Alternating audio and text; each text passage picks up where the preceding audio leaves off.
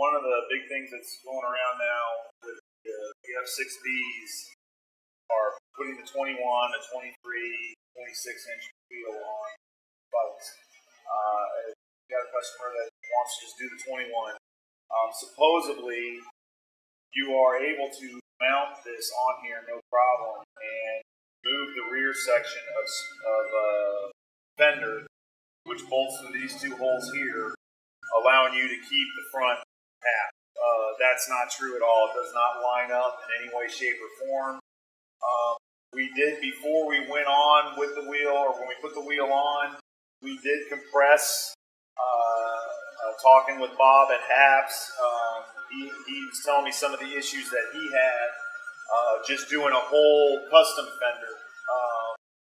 That takes a lot more work. What we're going to focus on is the little simple thing to utilize the front fender on these.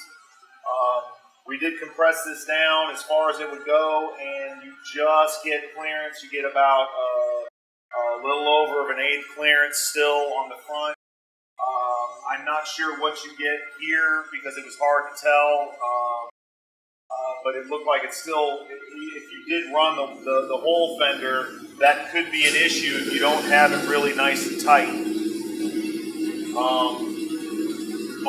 Nice and tight, hugging the fender. The tire. One of the things you have to be careful of is as the tire gets warm and you're going down the road 70, 80 miles an hour, the tire from the centrifugal force does get taller.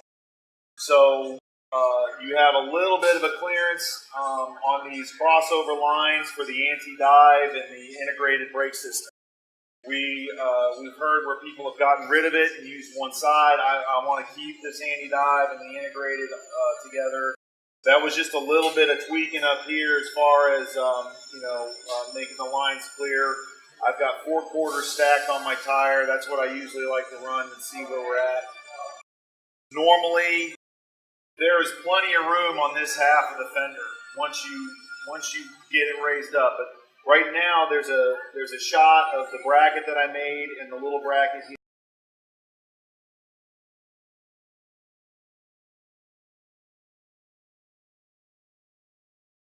This is what it looks like after you remove the fender, after you remove the crossover piece, the little protector, dust cap protectors, and the rear fender, and then the side section.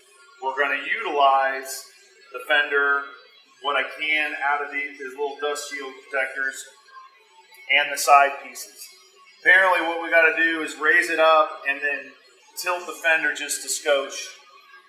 Now, judging from basically when you do lay the fender down within this position, it does not clear. So I've made some brackets to raise this up to get rid of that. So as you can see on this side, the stem that mounts there, this is what the brackets look like. The other side didn't have this anti-dive piston on here.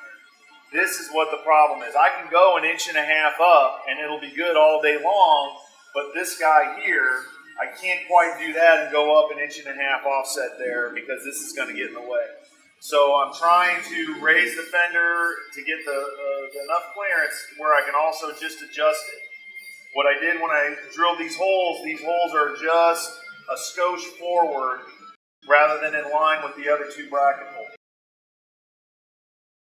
Basically, that's all you can see on this side. This is the right side. I have it stamped R and then T for the top.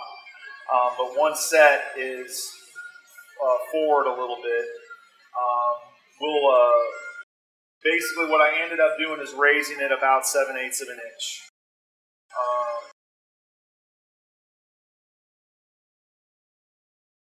And then the other thing I had to do too was up here I had to round this off. So it allowed the fender to rock a little.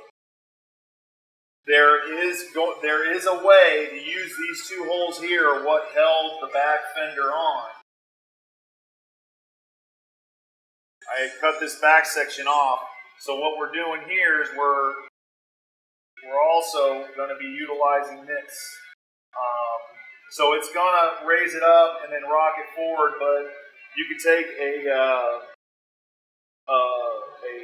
polishing, 3M polishing wheel, and pretty much buzzed this off. I cut it off on a bandsaw. Now I'm going to clean it up with a polishing wheel.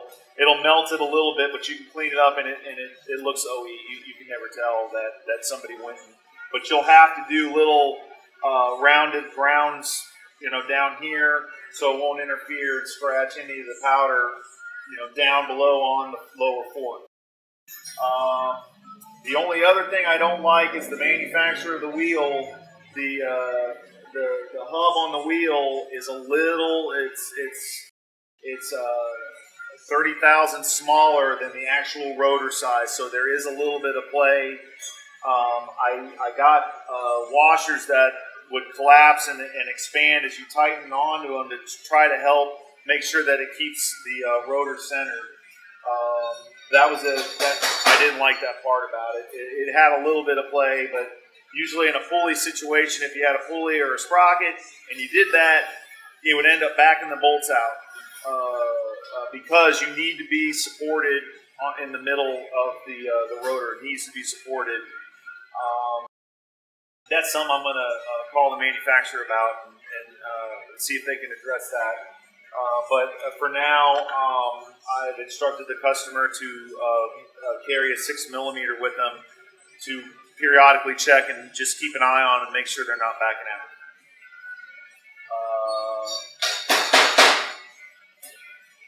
I don't think it's far. Like I said, I jacked the bike up a little bit so I can rock this and make sure that I got the clearance. I just have clearance over the crossovers, the brake system. 4 quarters, I think, is a good base. I can't imagine the tire would ever really get that tall. But that's what I usually run.